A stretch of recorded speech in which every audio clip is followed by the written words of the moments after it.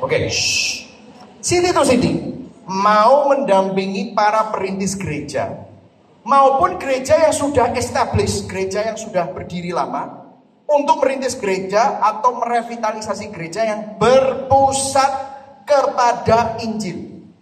Berpusat kepada apa, saudara? Injil. Injil. Mengapa? Disinilah kita percaya, tadi saya udah bilang, Roma 1 ayat 16. Bunyinya apa? Ada yang hafal? Injil adalah kekuatan Allah yang menyelamatkan. Injil adalah kekuatan Allah yang menyelamatkan. Nah begini saudara, kenapa kok kita perlu merintis gereja yang berpusat pada Injil? Karena begini, kalau gereja itu tidak berpusat pada Injil, maka gereja itu pasti berpusat pada sesuatu yang lain. Saya ulangi, kalau gereja itu dirintis tidak berpusat pada Injil, maka ada sesuatu yang lain yang jadi pusatnya. Injil hanyalah aksesoris. Injil hanyalah salah satu, bukan satu-satunya. Perhatikan ya, Injil harus satu-satunya, Injil harus jadi pusatnya. Karena begini saudara, kekristenan, keunikan Injil itu kekristenan bukan hanya ajarannya, tetapi peristiwanya. Injil itu bicara tentang peristiwa. Injil berbicara tentang kabar baik bahwa Allah turun ke dunia, menghampiri orang berdosa, menjalani kehidupan yang tidak mampu kita jalani sebagai orang yang sempurna, tetapi mati di atas kayu salib sebagai seorang penjahat seakan-akan yang berdosa, menanggung dosa saudara dan saya, dan bangkit pada hari yang ketiga. Dan ajarannya itu berpusat pada peristiwa itu. Perhatikan ya, keunikan Injil bukan sama ajaran yang mengajarkan kebaikan, bukan. Tetapi ajaran yang mengajarkan tentang peristiwa penebusan. Seluruh Alkitab bicara tentang Injil. Creation, Fall, Redemption, Consummation. CFRC. Penciptaan, kejatuhan, penebusan, pemulihan. Itu adalah 4 bab meta narasi Alkitab. Semuanya bicara tentang apa? Peristiwanya. Yaitu di mana? Di kayu salib. Peristiwanya, yaitu kematian dan kebangkitan Yesus Kristus. Makanya Rasul Paulus sampai bilang apa? Aku tidak mau tahu yang lain. Aku akan memberitakan Yesus mati, dia bangkit, menampakkan diri kepada 500 orang dan naik ke surga. Betul saudara? Masih ingat ada ayatnya itu ya saudara? Bicara tentang Injil, peristiwa Injil ini. Karena begini, kalau bukan Injil yang jadi pusatnya, sesuatu yang lain jadi pusatnya. Karena kalau saudara merintis gereja yang bukan berpusat pada Injil, Tertullian pernah berkata begini, sama seperti Kristus disalibkan di antara 2 penjahat, begitu juga doktrin justification, doktrin penebusan, doktrin pembenaran disalib di antara 2 kesalahan. Injil itu musuhnya ada 2 saudara. Yang satu adalah legalisme, legalistik moralis. Yang satunya adalah antinomianisme, yaitu liberalisme. Injil musuhnya 2 ini. Masalah dari dulu sampai sekarang, kalau saudara merintis gereja, kalau saudara mau merevitalisasi gereja, tapi pusatnya tidak kepada Injil, maka saudara akan jatuh ke 2 ekstrim ini. Itulah sebabnya saya perlu mengingatkan kenapa kok Siti to Siti hadir. Karena Siti to Siti ingin mendampingi para perintis gereja. Amin. Mendampingi para pemimpin gereja yang mau merevitalisasi gerejanya untuk kembali kepada esensi Injil itu tadi. Bukan menjadi gereja yang legalis atau menjadi gereja yang liberalis, antinomian. Nah, mungkin saudara saya perlu menjelaskan 2 sistem keselamatan yang saling bertentangan. Legalis itu memiliki kecenderungan menekankan agama, agamawi, agama Kristen. Yang ditekankan perbuatannya, kebenaran, terus kebenaran, tapi tanpa anugerah. Sehingga pembenarannya adalah iman plus perbuatan. Ya iman tok tidak cukup, kamu harus melakukan ini, melakukan itu supaya kamu benar di hadapan Tuhan, diperkenan Tuhan. Nah ini bisa memiliki sebuah spirit yang berbeda. Sehingga apa? Kehilangan anugerah Allah yang cuma-cuma. Dan kabur pengudusan, sanctification. Karena setelah saudara justification, dibenarkan, saudara mengalami sanctification. Kebenaranmu itu nampak dalam kehidupanmu sehari-hari. Karaktermu berubah, kamu semakin serupa dalam Kristus. Tapi Orang yang legalis itu berpikir bahwa pengudusan itu adalah syarat untuk kamu diterima. Sehingga melupakan kasih Allah. Nah, penyimpangan yang konstan itu selalu bisa mengarah ekstrim yang ini. Legalisme akan berkata begini, saya diterima oleh Allah karena saya taat.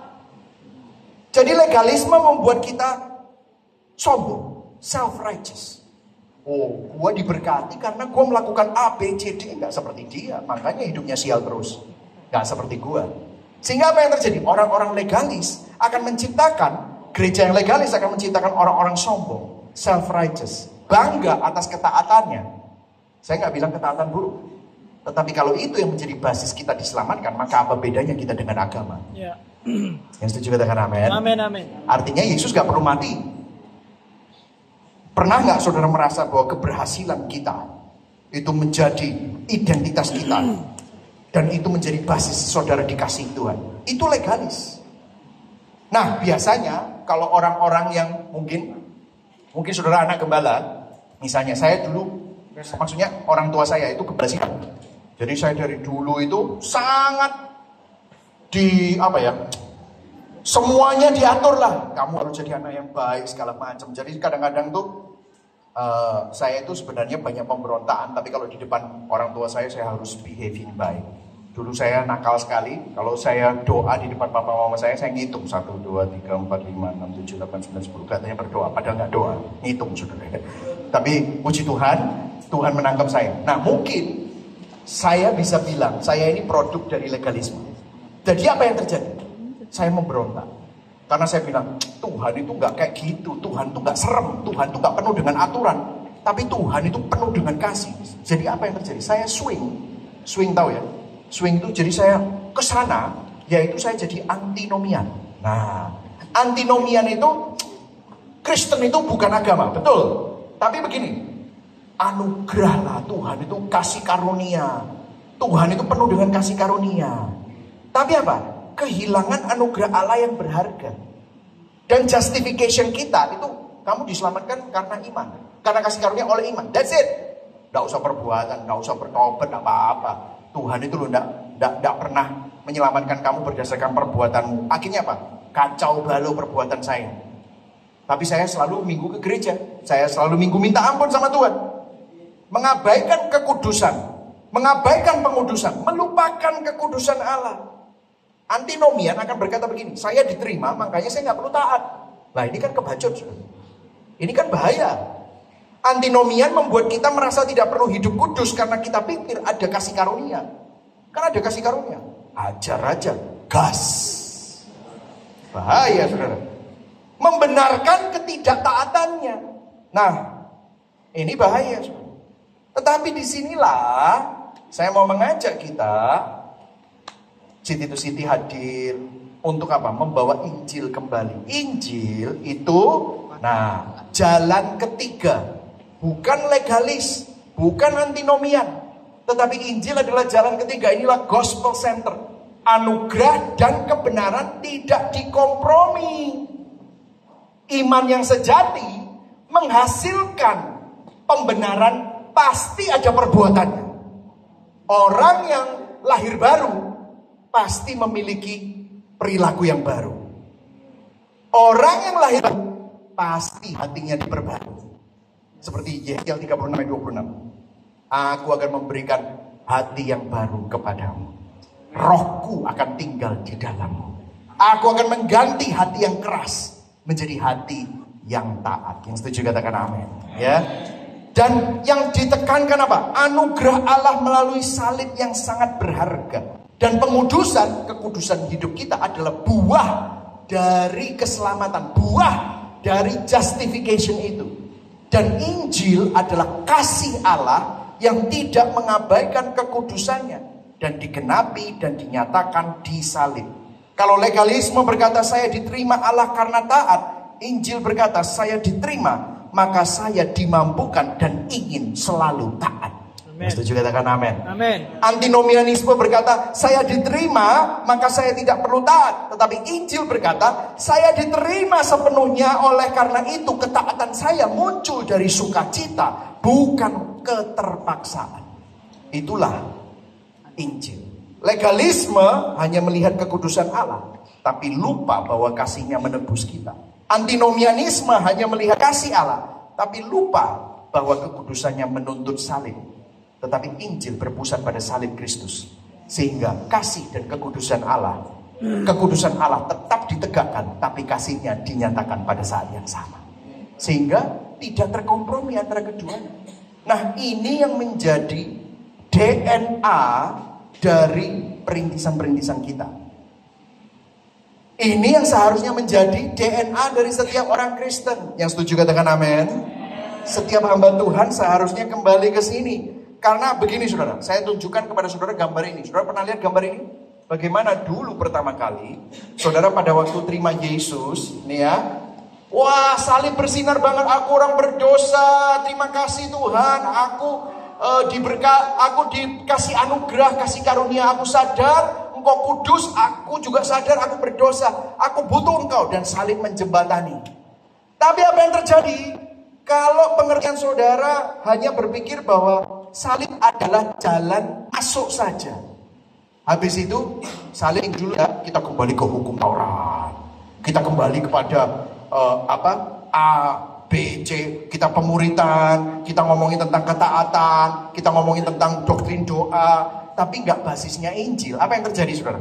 Saudara, pandangan saudara terhadap salib itu tetap kayak masa lalu. Kapan kamu buat? Oh ya 20 tahun yang lalu waktu saya masih narkoba, saya sekarang sudah ditangkap Tuhan. Tapi hari ini kita tidak mengalami pengalaman salib. Apa yang terjadi? Saudara akan menambah hal-hal yang mungkin perbuatan baik dan yang lain-lain. Untuk apa? Mengobati kesadaranmu akan keberdosaanmu. Saudara akan berusaha melakukan pelayanan ini, pelayanan itu. Performa kita menjadi pembenaran kita. Atau saat kita gagal, atau saat kita berdosa, kita hanya sekedar membenarkan diri. Ah gampang, Tuhan kan sudah mati buat aku, minta ampun gampang. Akhirnya apa? Saudara juga jadi antinomian. Saudara mengecilkan masalah dosa saudara, sehingga yang makin besar bukan Kristus. Padahal Yohanes bilang gini, biarlah aku makin berkurang tapi Kristus yang makin bertambah. Tapi kalau saudara jatuh dalam legalisme dan antinomianisme, apa yang terjadi? Saudara, manusianya tambah besar, dagingnya tambah besar. Makanya ada orang yang kelihatannya sangat rohani, tapi sombongnya luar biasa. Pernah ketemu sama orang-orang begitu? Gak usah dijawab, gak usah dijawab, gak usah dijawab. Lihat ke depan, gak usah. Itu kamu, itu kamu. Nah gitu ya saudara. Seringkali kita lupa untuk mengingat dan mengakui kecukupan Yesus. Dan mulai mengandalkan apa? Oh, pengalaman masa laluku, penerimaanku di depan semua orang. Nah, apa yang terjadi? Manusia lamanya semakin besar. Tapi kalau kita kembali kepada salib, salib berkata kepada legalis, dosa-dosamu jauh lebih buruk dari yang pernah kau akui. Tidak ada perbuatanmu yang cukup baik untuk melunasi hutang dosamu. Hanya darah Kristus yang sanggup menebusnya. Dan saudara, alami itu setiap hari. Saya sebagai hamba Tuhan, saya harus bertobat. Seringkali saya pakai mimbar untuk pembuktian diri. Saya selalu cerita-cerita macam-macam sama banyak orang. Bagaimana kadang-kadang ya, hari Minggu saya mungkin capek, khotbah saya kurang bagus. Orang kok gak ada yang nyalamin saya, Pak, berkatnya sangat memberkati saya. Hari itu kok gak ada yang nyalami saya seperti itu. Dan saya mulai rendah diri, dan saya mulai merasa, aduh, mungkin saya sudah tidak diinginkan lagi oleh jemaat. Pernah pendeta-pendeta kayak gitu? Atau mungkin cuma saya saja gitu ya. Saya itu manusiawi, saya merasa seperti itu. Dan kemudian apa yang terjadi? Sore-sore saya udah selesai khotbah 3 kali biasanya. Saya lihat Instagram, maunya saya mau refreshing. Lihat Instagram, saya lihat teman pendeta saya khotbah begini. Terus orang tepuk tangan. Terus hati saya reset. Kok gitu ya hati saya? Saya merasa marah, panas. Kenapa? Saya membandingkan diri saya dengan dia. Terus saya lihat lagi, ada teman hamba Tuhan saya lagi ngomong sesuatu ngejok. Wah, semua orang terbahak-bahak. Terus saya mulai mikir, kenapa ya tadi waktu saya khotbah gak ada yang tertawa ya? Terus apa yang terjadi? Gini aja, minggu depan saya cari joke yang terlucu supaya jemaat saya minggu depan tertawa, terpingkal-pingkal dengan khotbah saya. Dan kemudian akan buat power quote. Waktu saya khotbah, orang itu bisa tepuk tangan. Keren. Apa yang terjadi? saya pakai mimbar untuk mendapatkan approval manusia. Apa yang terjadi? Saya menggunakan pelayanan untuk membangun daging saya sendiri. Apa yang terjadi? Saya bisa seperti ini. Nah ini. Dan waktu saya menangkap itu, apa yang terjadi kalau saya mulai memandang kepada salib? Disinilah saya minta ampun sama Tuhan. Tuhan, hati saya kok begitu jahat. Ampuni aku Tuhan. Aku sudah memperjualbelikan panggilanmu untuk mendapatkan pengakuan manusia. Aku memperjualbelikan pelayananku sehingga hatiku sudah tidak murni lagi. Sehingga yang aku inginkan bukan untuk namamu supaya harum dipermuliakan dan diberitakan, tetapi yang aku inginkan adalah tepukan tangan supaya aku yang dipermuliakan. Aku bertobat Tuhan. Dan pada waktu saya sadar, saya bertobat, saya berduka di situ. Saya memandang kepada salib. Memang kamu tidak layak, tetapi hanya karena kasih karunia Tuhan, kamu dipanggil. Kita tidak berharga memang, tetapi yang paling berharga rela bayar harga, supaya kita yang tidak berharga menjadi sangat berharga. Amen. Itu yang Yesus lakukan. Dan pada waktu itu saya mengalami pengalaman salib yang baru. Saya tidak lagi berpikir tentang dulu aku bertobat 3 tahun yang lalu atau 5 tahun yang lalu. Tetapi hari Minggu setelah saya khotbah, saya bertobat lagi. Hari Selasa saya ketemu sama staf saya ceritakan, ini yang terjadi. Hati-hati, hati kita semua ini begitu jahat, begitu licik. Dan saya bertobat lagi. Salib menjadi berharga lagi. Sehingga salib itu terus saya alami. Semakin saudara lama jadi orang Kristen, semakin saudara sadar bahwa saudara itu sebenarnya orang paling berdosa, bejat, bobrok. Tetapi pada saat yang sama, saudara juga paling sadar bahwa saudara dikasihi, saudara approve, saudara diterima. Bukan karena apa yang saudara lakukan, tetapi apa yang Kristus sudah selesaikan di atas kayu salib. Kekudusan Allah itu tidak bisa dikompromikan. Makanya salib itu bukan tanda keberhargaan kita, tetapi betapa berharganya kekudusan itu. Sehingga dia rela bayar harga untuk supaya saudara berdamai dengan dia. Itulah yang dilakukan Tuhan. Dan pada waktu saya menerima itu, Tuhan ampuni saya. Disitulah salib menjadi indah kembali. Salib Kristus menjadi jalan ketiga, bukan kompromi antara dua kutub, tetapi sebuah jalan baru, jalan kehidupan yang benar-benar bebas, sekaligus benar-benar kudus. Menanam gereja-gereja dengan visi Injil seperti ini, artinya kita membangun komunitas yang tidak merasa lebih baik dan lebih superior dari orang lain, tetapi juga tidak mentoleransi dosa dalam hidup mereka juga. Kalau kita punya hashtag di Gibeon Church namanya safe place untuk orang berdosa, tapi not soft terhadap dosa. Safe but not soft. Bukan tempat untuk orang sempurna, tapi kita disempurnakan oleh kuasa Injil dan oleh kasih karunia Kristus. Sehingga kita bisa membahasakan hal-hal seperti itu. Ini adalah cara kita untuk mengkontekstualisasi. Jadi saudara, kalau Injil jadi pusat setiap gereja yang kita tanam dan selalu memandang kepada salib Kristus, di sanalah kita menemukan kebebasan sejati dari legalisme yang memperbudak dan dari antinomianisme yang menipu. Inilah Injil, kabar baik dari karya salib yang sudah diselesaikan Kristus sebagai jalan ketiga yang sejati. Amin, saudara. Nah, ini yang saya mau sampaikan kepada saudara. Nah, mungkin sedikit ya, supaya saudara bisa semakin jelas ya.